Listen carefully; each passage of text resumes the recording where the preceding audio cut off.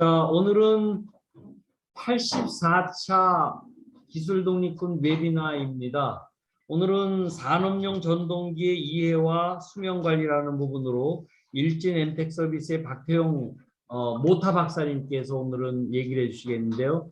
사실은 이 모타의 문제는 설비를 움직이는 거에 가장 심장과도 같은 부분이거든요. 그래서 이 부분이 바로 또 전 세계 모타 움직이는 에너지의 46%가 이렇게 되기 때문에 앞으로 우리 ESG 하지 않으면 죽는 것처럼 기업에 있어서의 절대적인 문제하고 연결이 될 것 같습니다. 오늘 발표해 주실 박태용 박사님을 우리 환영하겠습니다. 박수로 환영하겠습니다. 감사합니다. 자, 시작해 주세요. 네. 안녕하세요. 저는 베이비 부머 세대입니다. 서울대학교 대학원의 정영혁 교수의 말에 의하면 세계적으로 신기한 경험과 노하우를 가지고 있는 세대, 경험이 풍부한 세대입니다. 무에서 유를 창조한 전 과정을 알고 있습니다. 그런 하나의 부분, 전동기 부분에 대해서 제가 오늘 그동안의 경험을 전파하고자 합니다. 자, 이 전동기는 제가 그동안에 쭉 학습한 세대별로 이렇게 보면 저는 정통적으로 제작사에서 학습을 했습니다. 설계 제조 과정을 거쳐서. 그 다음에 이게 제가 하나하나 쌓아오면서 선두에 서서 산업을 이끌어가면서 굉장히 지식 자산에 목말라 했어요. 그래서 우리 후배들에게는 이런 고충을 조금이라도 덜어주자라는 생각에 네이버 카페 전동기 사랑이라는 것을 오퍼레이션을 하고 있습니다. 회원이 약 5,000명 정도 됩니다. 그리고 저희 핵심 역량으로는 어떤 모타 부분에 대해서는 설계에서 컨설팅, 유지관리 컨설팅 부분, 전 부분에 대해서 하고 있습니다. 그래서 지금까지 저 과정을, 연구개발 과정이라든가 핵심적인 부분들을 잠시 소개해 드릴까 합니다. 최초에 제가 전동기 설계 부분에 있어서 짧은 시간에 학습할 수 있던 계기가 포스코에 설치되어 있는 2000kg 시급 인버터용 VVVF형 모터예요. 그 당시에 성에너지에 관심이 굉장히 많았던 시절인데 이 모터 설계는 굉장히 어려웠어요, 솔직히. 그래서 이 모터 설계 자체가 설계할 때 고려사항이 너무나 많은 거예요. 근데 주변에 아는 사람이 없어요. 그래서 그 당시에 엔지니어링사인 멜코하고 교신을 해가면서 인버터용 모터는 첫째 VS 커머셜 파워소스로 VV 파워소스로 전환을 왔다 갔다 하잖아요. 주파수가 변동되잖아요. 주파수 변동이 되면서 어떤 각 요소 부품들의 강성이라든가 이런 부분이 문제가 되고, 그 다음에 공진이 발생하게 되고, 그 다음에 저속에서는 윤활성이 문제가 되고, 어떻든 여러 가지 토크 맥동이라든가 냉각도 마찬가지입니다. 팬은 RPM에 3성에 비례하는데 저속으로 운전 시에는 풍량이 급격히 떨어지니까 건선은 계속 온도가 올라가게 되어 있죠. 이런 부분들, 전동기의 설계 요건을 이 한 가지로 다 학습을 하게 됩니다. 인버터용 모터. 그 당시에 이것을 학습을 하면서 머리 아픈 부분도 많았지만 굉장히 저에게는 행운의 아이템이었어요. 그걸 이제 어느 정도 학습을 하고 나서 이제 우리나라 최초로 보일러 피드워터 펌프용 모터를 제작을 하게 됩니다. 이게 참 웃지 못할 일인데 이게 그 당시에 순행식이었어요. 근데 국내에서 순행식 실적이 없어요. 그래서 공랭식으로 스펙을 바꿨어요. 우리는 공랭식밖에 모르니까. 근데 설계 과정이 확인된 게 공랭식을 하려면 쿨링 팬을 만들어야 되는데 팬의 원심력이 일정 다이아 이상은 머터리얼 해결이 안 되는 거예요. 그래서 항공기 프로펠러 팬 머터리얼을 가지고 제작을 하려고 보니까 모터 수주 가격을 오버할 다시 또 순행식으로 바꿔서 한 거예요. 그래서 이 전동기는 그 당시에 국내 3,000km 클래스를 만들 수 없던 그런 시절입니다. 근데 이 모단은 난이도가 어떤 소재 선정에서부터 원심력이 굉장히 세니까 2폴짜리니까 그 다음에 바이브레이션 제어 설계 단계에서부터 제조 스텝 바이 스텝 과정마다 과정 관리를 하지 않으면 바이브레이션을 제어가 안 됩니다. 그래서 그런 차원에서 보면 이거는 터빈 제네레이터 제조 기술하고 유사합니다. 그래서 그 당시에 엄청나게 고생을 많이 했죠. 그래서 이 모터가 이제 포항제철의 형산발전소에 설치가 돼서 지금까지 운전이 되고 있습니다. 그래서 이게 계기로 해서 이제 두 가지 아이템을 가지고 거의 전동기 설계의 핵심적인 VVF 모터용 전동기를 설계함으로써 어떤 전동기 설계 과정에 필요 요건에 대한 학습이 완료되었고요. 그 다음에 3050kg 투폴 BFP 모터를 설계 제작을 하면서 정말로 전동기란 이런 것이다라는 것을 알게 되었죠. 그 이후에 이제 국내에 지금은 에어프로덕트 코리아라고 얘기를 하지만 옛날에는 한국산업가스 울산 공장에 신설 공장 전동기들을 저희들이 수주를 합니다. 이 투폴 3050kg를 실적을 기반으로 해서 그래서 이 전동기 자체 기술 테크니컬 미팅을 하면서 포항제철의 실적을 제시를 하니까 굉장히 선호도가 좋았어요. 그래서 이제 수주를 하게 되는데 이 모터는 설계 제작을 하고 나서 그 당시에 학회지 논문에 이제 게시를 합니다. 그래서 이 제조 과정의 난이도라든가 어려움이라든가 이런 부분들이 소개가 되고 이걸로 인해서 전국 각지에서 엄청나게 질의 질문이 옵니다. 결국은 이 과정을 통해서 그 당시에 그 코엑스 주변에서 그 대학 교수들이 산업체 강의를 하던 시절이었어요. 근데 이분들이 바이브레이션이나 이런 부분들을 강의하던 사람들이 대부분의 대학 교수들이 가서 진동학을 강의하고 갑니다. 그 당시에 교육을 받은 수강생들은 대부분 기업체의 연구소 인력들이에요. 돌아가서는 아는 게 없게 되죠. 그러다 보니까 이제 산업체의 실무자들을 강사로 초빙해달라는 니즈가 생깁니다. 그 니즈에 따라서 이 학회 논문을 실제 저에게 강의 요청이 옵니다. 그래서 제가 실제 산업체 강의를 하게 된 겁니다. 그래서 그 당시 이 모터는 정말로 열정적으로 만들었어요. 어느 정도냐면 그 이후에 이 전동기를 가지고 와서 정비를 했습니다. 89년도에 제작된 전동기를 처음으로 가지고 와서 정비를 했는데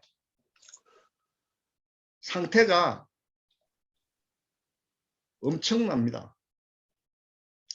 지금 신품보다도 부분 방전치가 좋아요. 양호합니다. 지금 30년 운전된 전동기가 그 당시에 정말로 열정적으로 그 다음에 심도 있게 학습하고 왔다 갔다 하면서 고생해서 만든 전동기가 30년이 지난 지금도 새로 제작한 전동기보다도 양호합니다.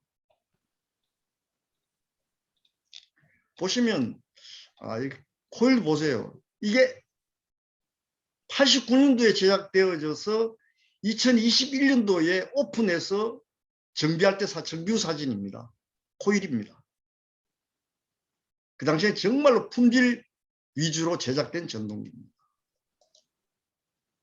그래서 이 과정을 겪으면서 난이도 있는 전동기들에 대한 학습을 하게 되고 이 계기가 되어서 이제 산업체 강의며 지도 이런 것들이 요청에 의해서 제가 활동을 많이 하게 됩니다. 그 이후에 이제 쇼아이바, 사우디아라비아 쇼아이바 프로젝트, 이 세계 최대 담수 설비 프로젝트입니다. 저희들이 고압, 이건 버티칼 전동기인데 13,800kV 초고압이죠. 전동기 입장에서 보면 이 전동기들이 60대 막 70대 이렇게 이제 수출을 하게 됩니다. 절정기였죠, 이때가. 물론 뭐 그 과정 중에 국내 발전소에 들어가는 각종 그 보일러 피드 워터 펌퍼나 뭐 BFP나 뭐 이런 부분들부터 CWP, 뭐 SLP 이런 부분들은 거의 다 국산화가 됐던 시절이죠. 그래서 저는 상당히 운이 좋았습니다.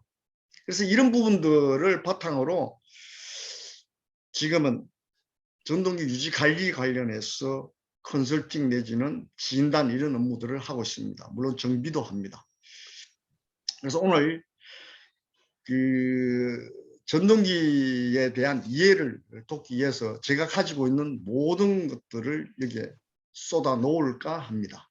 짧은 시간에 가능할지는 모르겠습니다만 전동기는 전기 에너지를 기계 에너지로 변환하는 장치입니다. 이게 뭐 아라고 온판이니 뭐 이런 얘기들을 길게 하면 하루 종일 해도 끝이 없을 것 같으니까 간단하게 소개하고 넘어가겠습니다.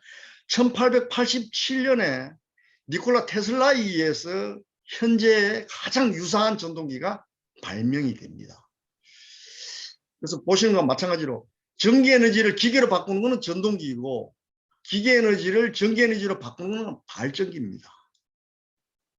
그래서 이 세계 에너지의 46%가 전동기가 소비하고 있습니다. 어마어마하죠.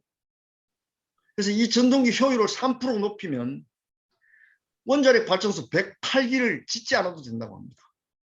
엄청난 겁니다. 근데 이 전동기는 개발해서부터 지금까지 이노베이션, 획기적인 변화가 없어요. 기술적으로 거의 답보된 상태입니다. 보실까요? 여기 나와 있는 세계 전기 제품, 6대 전기 제품들 중에서는 우리 곁을 다 떠난 것들이 많습니다. 거의 사장된 것들이. 그러나 발전기하고 전동기는 변화가 거의 없어요. 제가 전동기 145년 역사 중에 4분의 1을 같이 했는데 혁신적인 변화는 없습니다. 현재까지.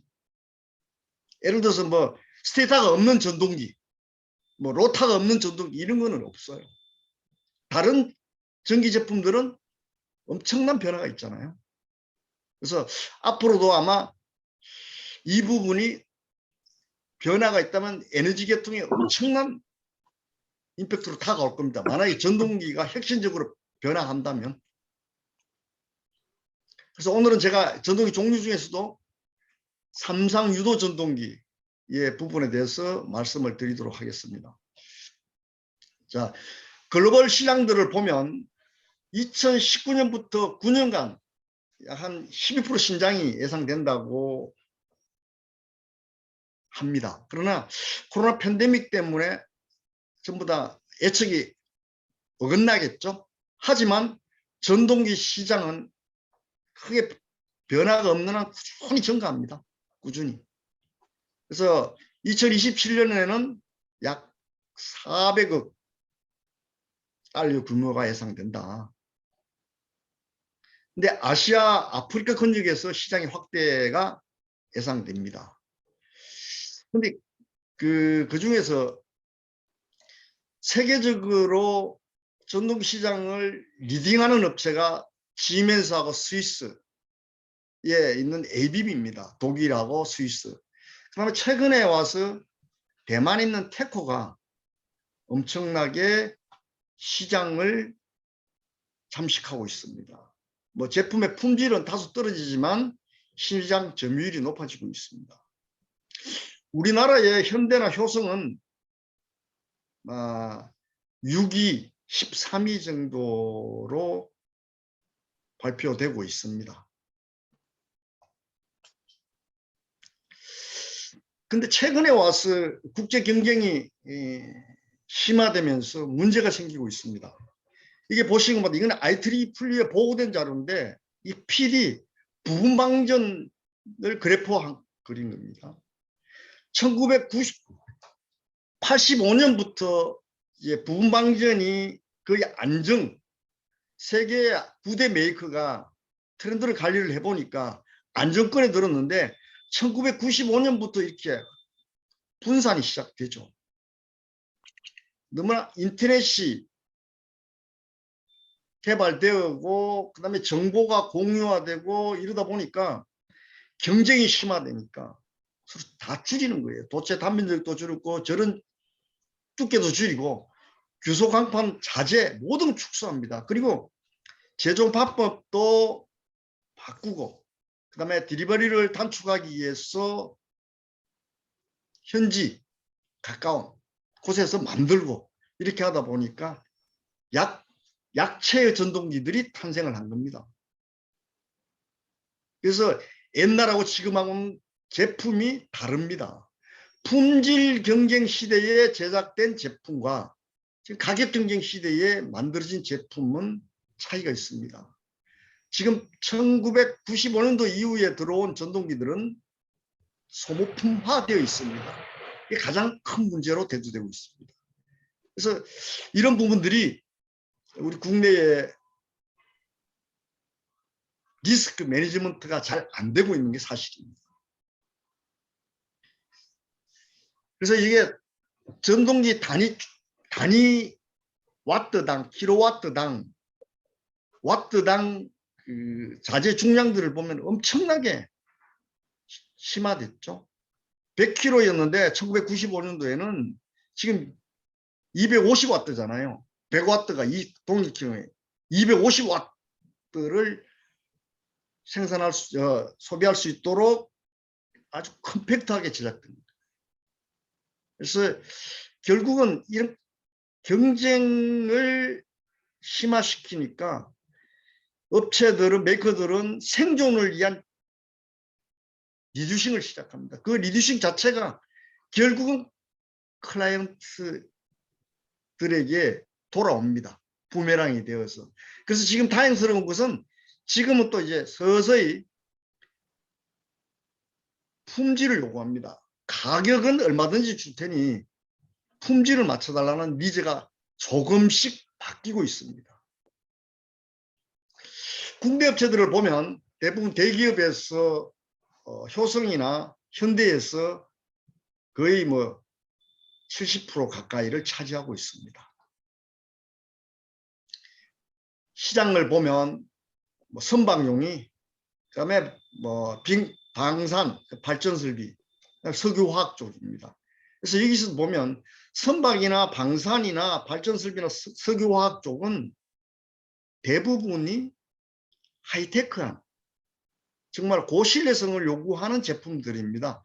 이 부분에 외자가 들어와 있는 부분들이 많았는데 최근에 발전설비들은 핵심적인 부분을 제외하고는 거의 국산화되어 있습니다. 석유화학 부분도 점진적으로 국산화가 되고 있는 상황입니다. 우리나라에는 최초로 그 도시바 인천 공장에서 전동기를 제작을 하였습니다. 1938년도에 제작을 시작한 거죠. 그다음에 1960년도에 경제개발 계획에 따라서 전동기 수요가 엄청나게 증가하게 됩니다. 그 당시에 많은 회사들이 창업을 하고 지속적으로 전동기를 공급해서 경제 발전 계획에 중요한 역할을 하게 되죠. 1980년대 들어와서는 정말로 이렇게 진공 함침 설비도 도입이 되고 외부의 기술도 도입이 되고 해서 국내 기반을 다지는 그런 시절입니다. 근데 1990년대에 들어와서는 정말로 절정기죠. 그래서 초대형 전동기들을 국산화하고 그 과정에 이게 이제 3.1 문화 기술상을 받은 그런 아까 설명드린 그 제품입니다.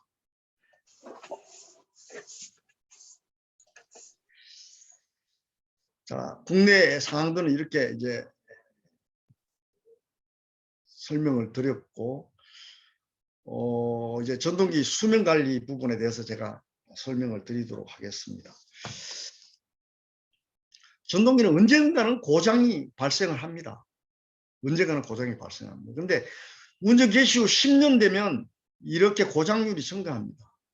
그래서 고장 증가하는 과정 중에 가장 고장 빈도가 고장률이 높은 게 절연열합니다. 이 절연열화. 이 절연열화 중에서도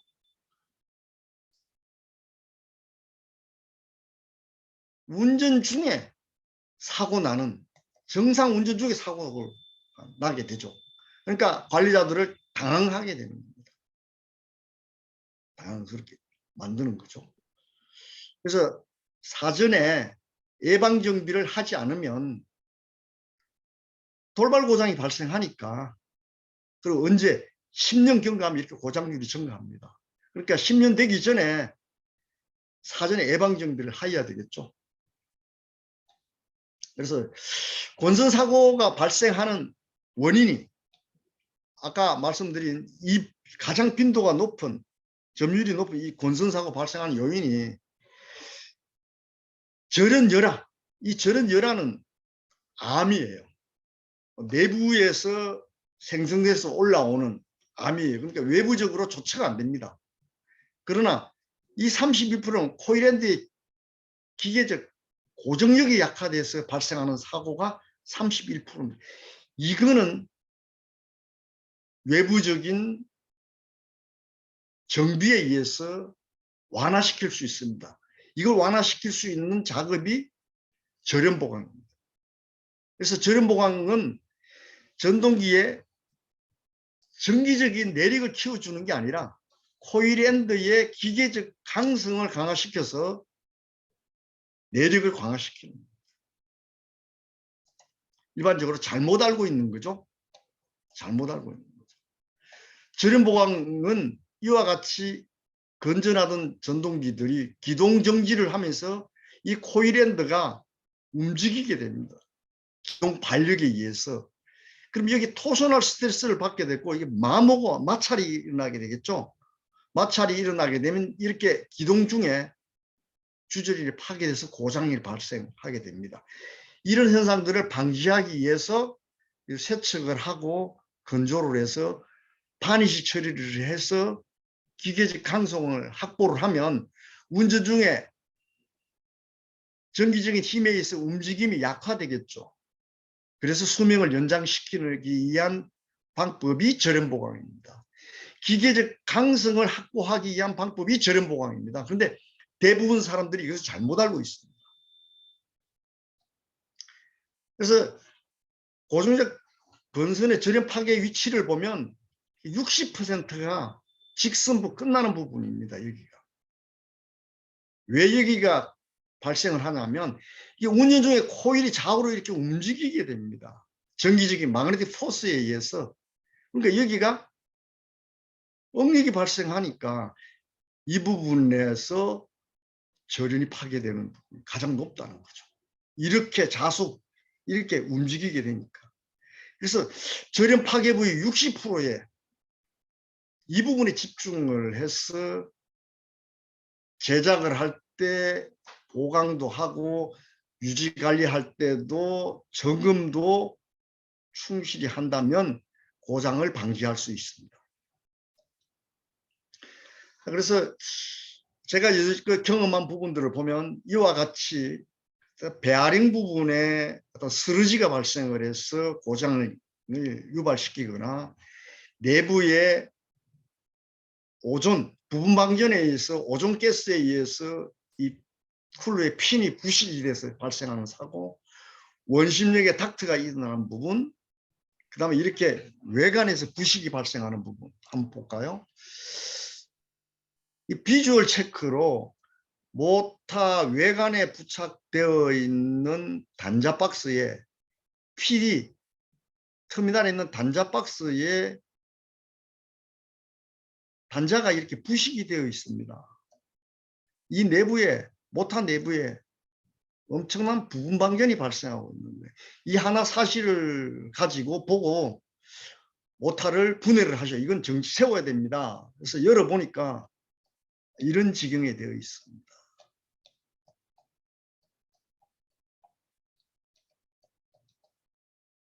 이거 뭐 보면 부분 방전에 의해서 고장 직전이에요. 그래서 이 하나만 가지고 단자대에 러스트가 발생한 이 사실만 가지고 모타의 상태를 진단할 수 있습니다. 우스갯소리로 개 눈에는 뭐가 보인다 그러죠. 그 마찬가지로 메커니즘을 알면 보입니다. 그래서 비주얼 체크가 가장 중요합니다. 비주얼 체크. 정기적인 진단보다 비주얼 체크가 중요합니다. 여기에 각종 사례들입니다. 초대형 전동기들의 고장 사례들입니다.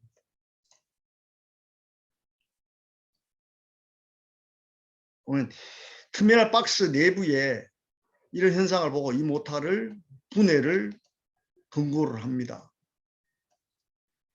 분해 보면 내부가 엉망입니다.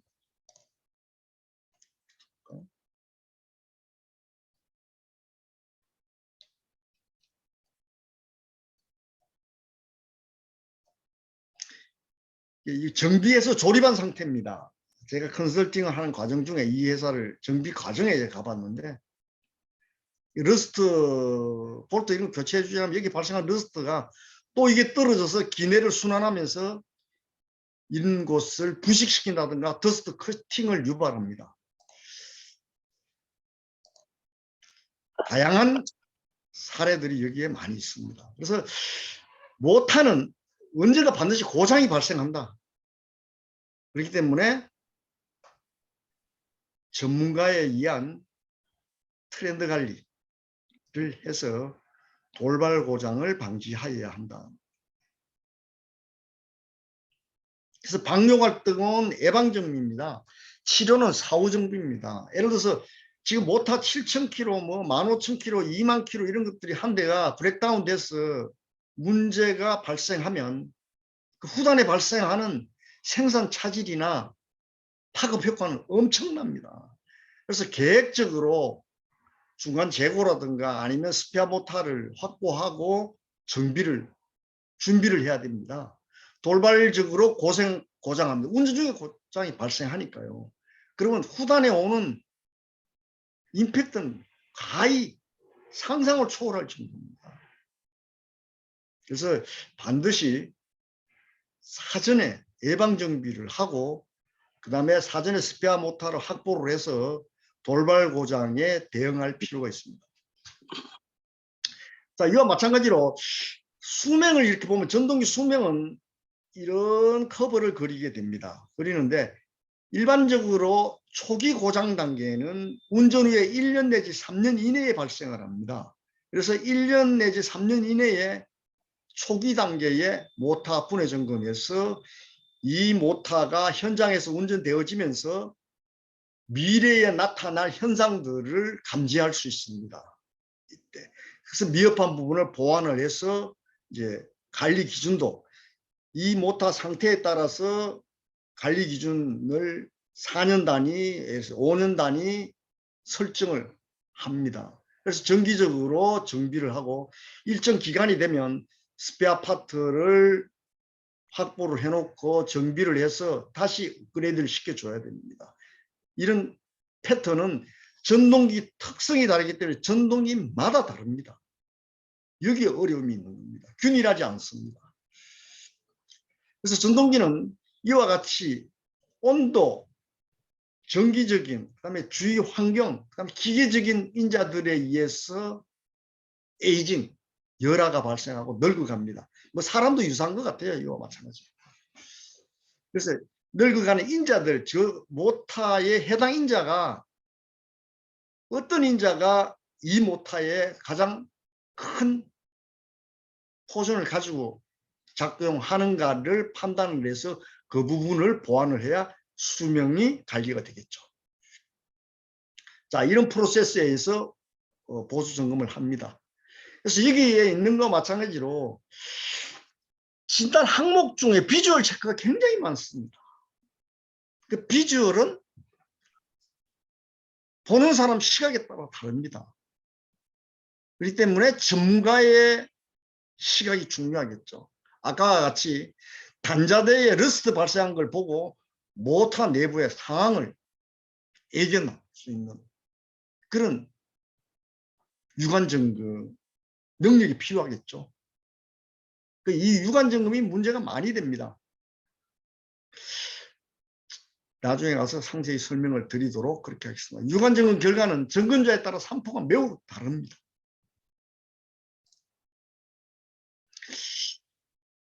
지금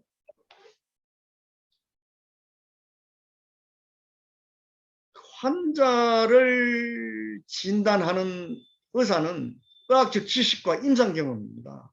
근데 설비는 의학 지식은 설계 및 유지 관리 스킬이겠죠. 스킬. 그 다음에 경험입니다. 경험.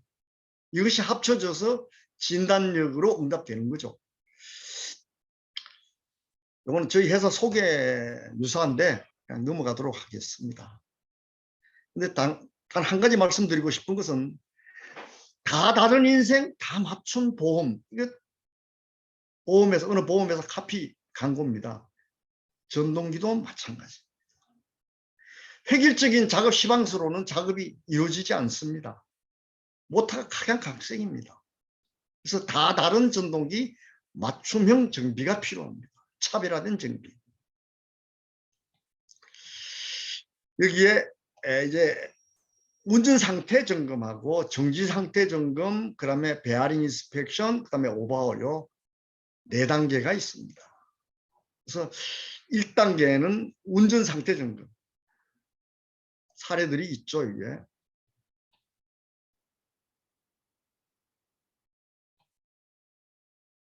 이렇게 고장이 발생하면 어마어마한 사람들이 고생을 합니다. 제대로 부품 수급이 안 돼서 우왕좌왕 달립니다. 그래서 이게 비주얼 체크가 중요한 게 보시면 여기 눈물 자국이나 이런 현상들을 미루어서 모터 내부의 상태를 짐작합니다. 이 시선이 머무는 전문가의 시선이 머무는 곳에 내부가 보입니다. 보여. 일반적인 사람은 그냥 지나가겠죠. 아유, 오일이 새네. 새면 안 되는데 이 정도겠지만 내부의 전동기 상태를 봅니다. 저는 저희 회사에서 정비가 뭐 제품이 들어오면 거꾸로 고객에게 물어보는 게 데이터 요구하는 게 엄청 많습니다. 그동안의 정비 이력, 운전 이력, 처음에는 굉장히 귀찮아합니다. 나중에는 막 던져줍니다. 나중에 너무 많이 줘서 머리가 아플 정도예요. 불필요한 자료까지 나중에 너무 많이 줍니다. 경험을 하게 되면. 그래서 오존 농도 측정. 오존 농도는 모터 내부에서 부분 방전이 발생하면 오존 가스가 발생합니다. 그래서 이 오존 가스를 측정을 해서 이 오존 가스의 농도를 가지고 모터의 절연의 상태를 가름하게 되는 겁니다. 자, 이건 이제 2단계는 정지 상태. 정지 상태에서 내부 비주얼 체크를 하게 됩니다. 보신 것과 마찬가지로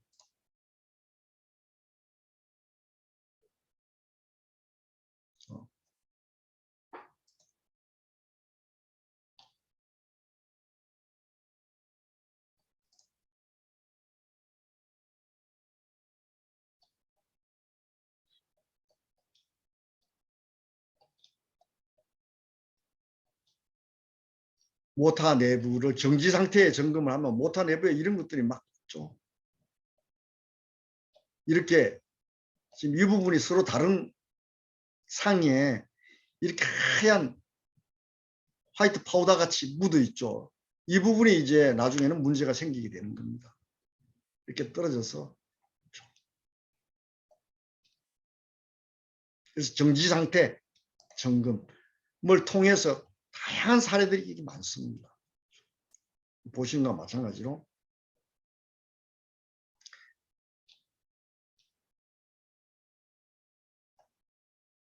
마음이 바쁘네요.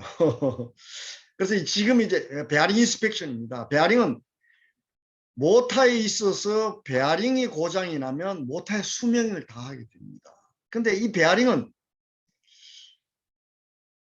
전기 쪽에서 관리는 어려워요. 전기부에서.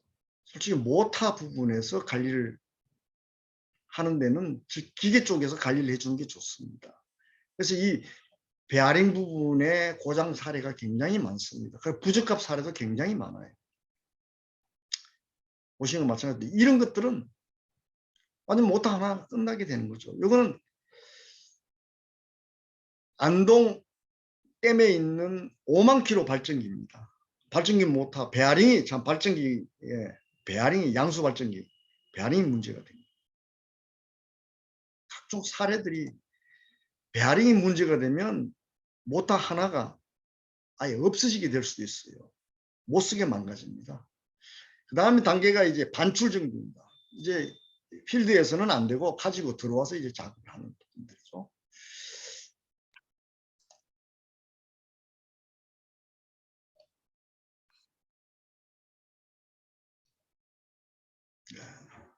이렇게 여기에 6600 11,000 볼트가 유기됩니다.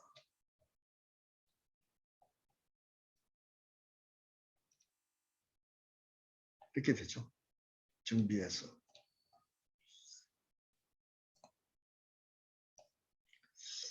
그 다음은 이제 예방정비 사례들입니다. 이 부분은 제가 굉장히 자료화해서 많이 배포를 시킨 자료입니다만 알아야 관리할 수 있다. 클라이언트 여러분들 공부하십시오. 아는 만큼 보이고 보이는 만큼 정비한다.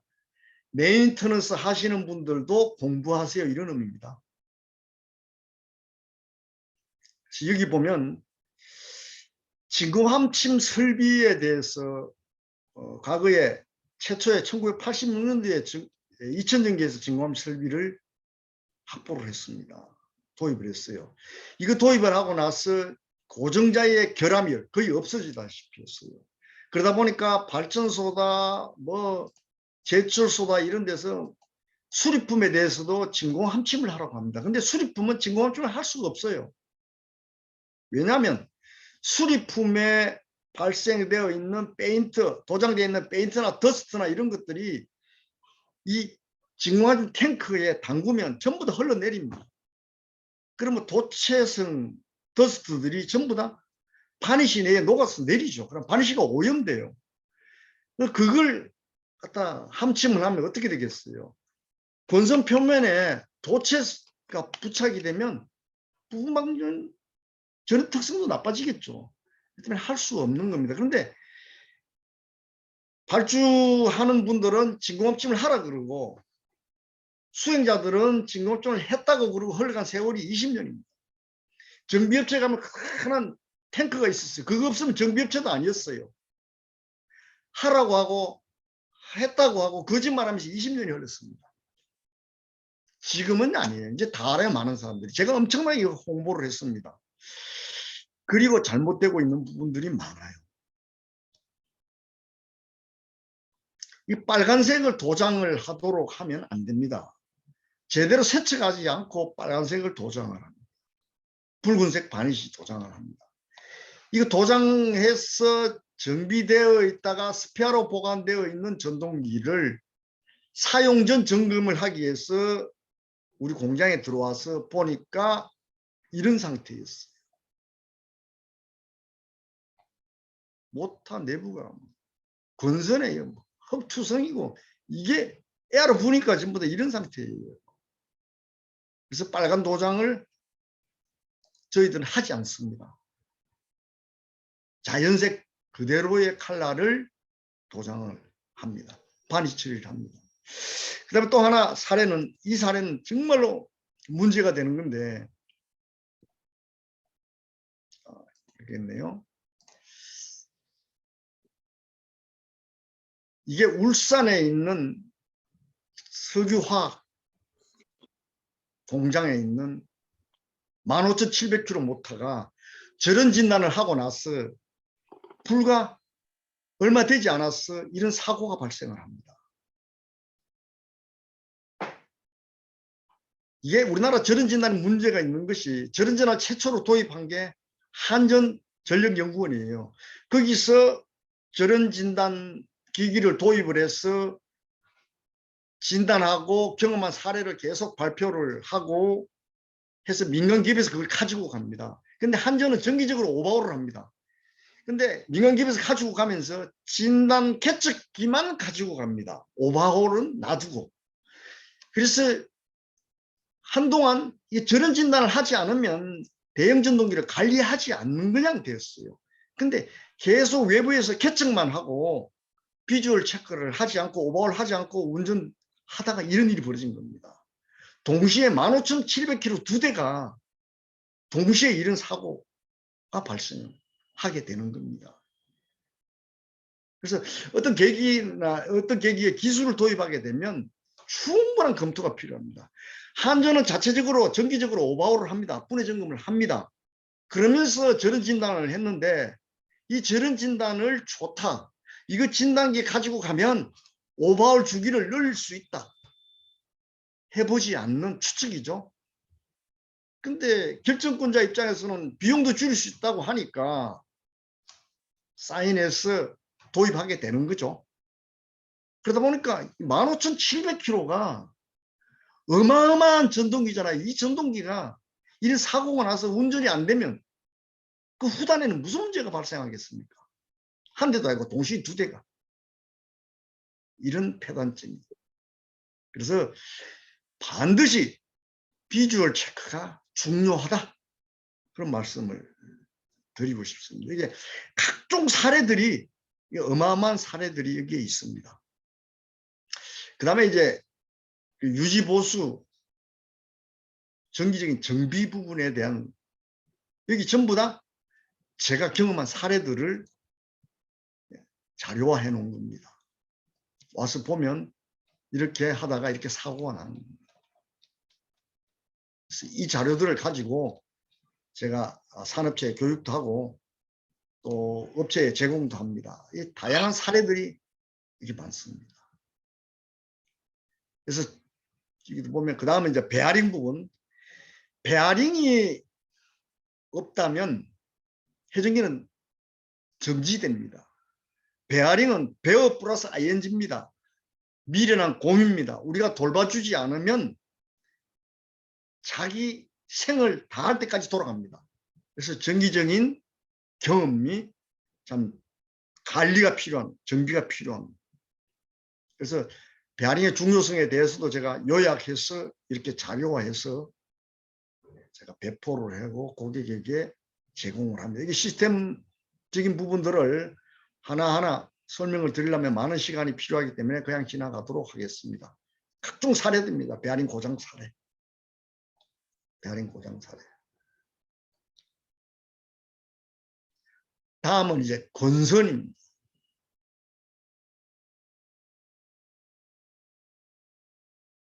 건선 고장 사례들. 다음에 이제 아까는 서리부 베어링, 대형 전동기들. 지금은 볼 베어링, 소형 전동기들이죠. 베어링은 36%가 윤활 불량으로 고장이 발생합니다. 14%가 오염, 그다음 16%가 조립, 푸어 피팅. 그래서 60%는 베어링 고장 60%는 방지할 수 있어요. 베어링 고장이 잦은 현장은 실력이 없는 현장입니다. 거기에 종사하는 인력들이 정비 인력들이 실력이 없는 샵이다라고 단정지어서 얘기할 수 있습니다. 자, 그럼 시간이 거의 다 돼가는 것 같은데 제가 이제 저는 모타 탁도로서 시대적 사명을 다하고자 합니다. 전동기를 사랑합니다. 그리고 전문가 역할에 충실하고자 합니다. 그리고 열심히 배워서 남을 주고 있습니다.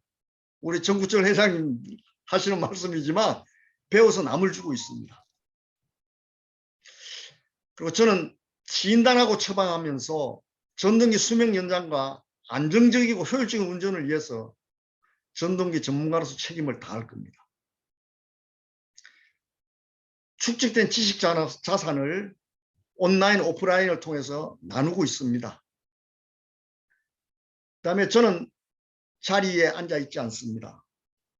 현장에 다닙니다. 전문가는 현장에 있어야 됩니다. 축적된 전문가의 30분은 30년 축적된 결과물입니다. 현장에 가지 않는 전문가는 역할이 상실됩니다. 이거는 제가 경험한 것 중에 어마어마한 사건입니다. 6600V 전동기를 수중에서 테스트를 합니다.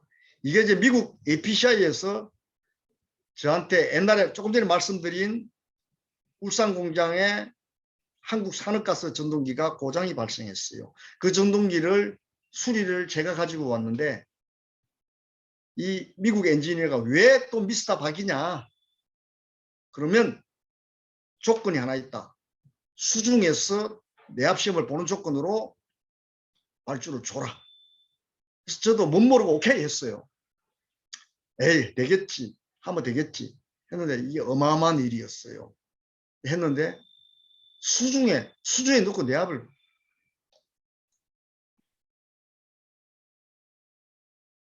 수조에 넣고 내압을 봐서 내압이 나갔어요.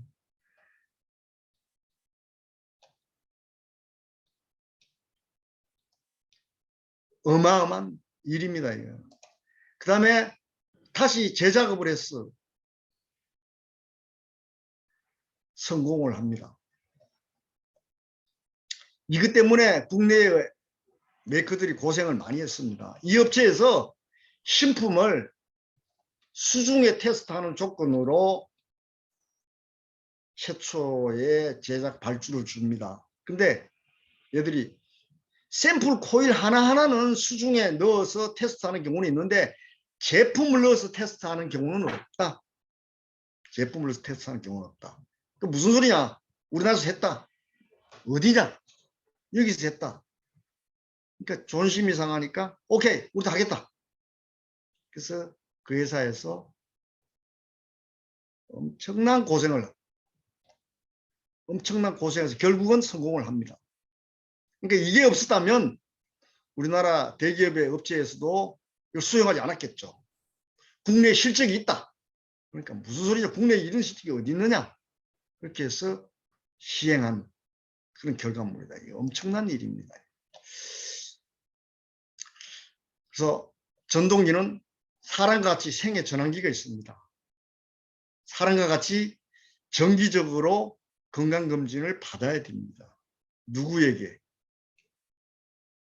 현상을 보고 상태를 진단하고 예단할 수 있는 전문가의 날카로운 시선에 의해서 진단이 이루어져야 됩니다.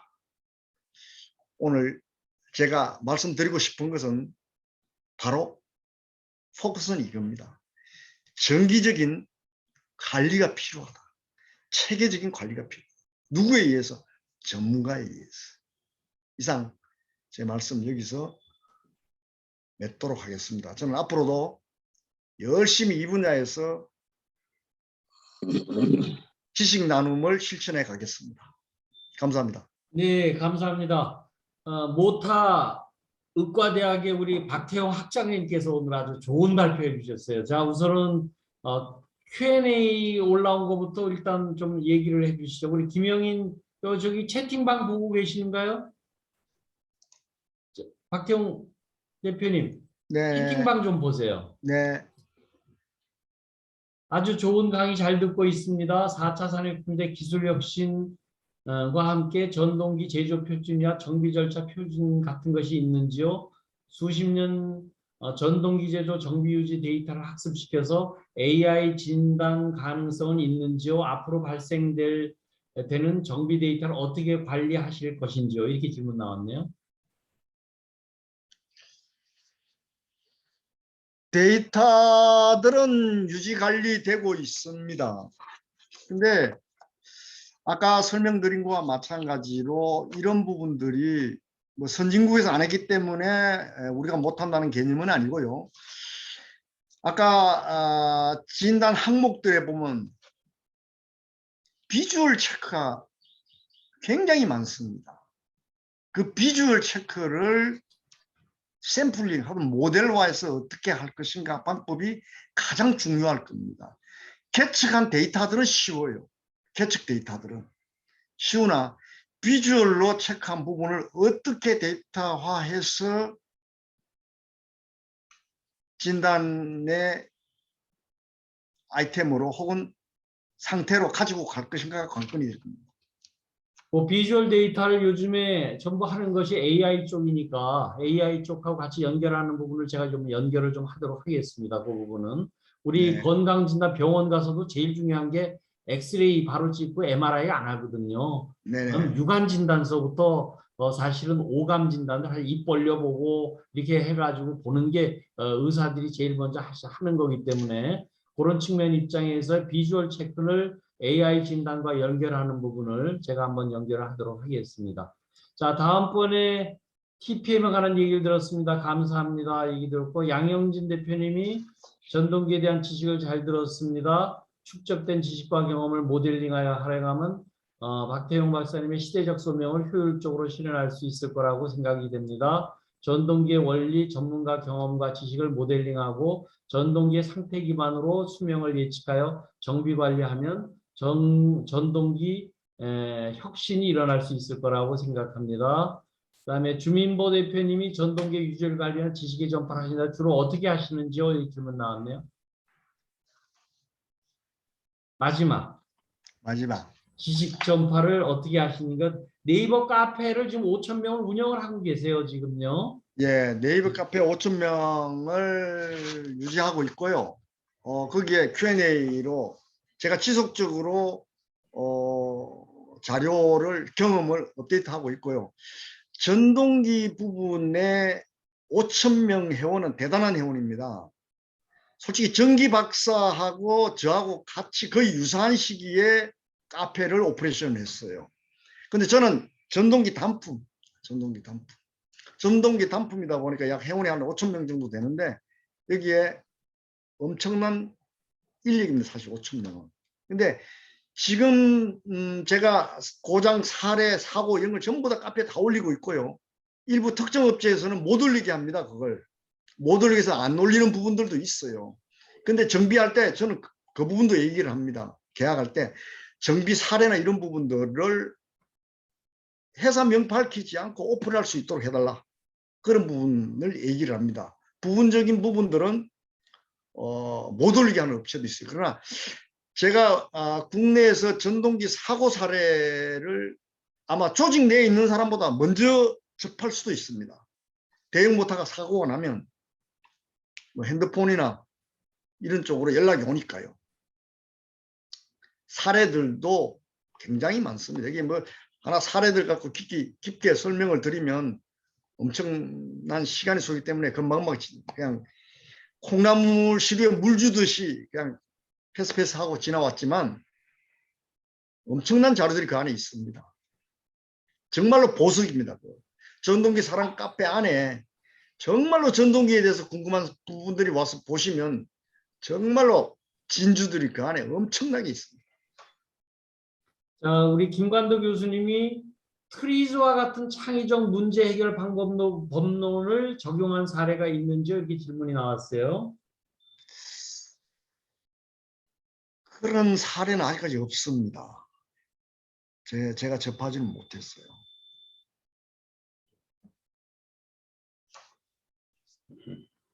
자, 그러면은 김수훈 대표님이 진동등 센서 유관 검사 중인데 영상 비전을 포함한 상시 무선 모니터링 사례가 있으신지요? 좀 답을 해주시죠. 네, 진동 센서나 온도나 뭐 전류나 이런 것들은 뭐 상시 모니터링이 됩니다만은 영상 비전을 포함한 부분은 그 안전을 위한 부분은 있더라도 전동기의 어떤 상태 관리용으로는 영상 비전은 아직까지 없습니다. 예, 또 위에. 전동기 디지털을 만들어 전동기 현실 전동기 사기 어렵거나 불가능한 고장 상태 원인 정비 사전을 만들면 어떨까요? 이렇게 나오셨네요. 저기 위키피디아적으로 만들자고 얘기를 하시는 거네 지금.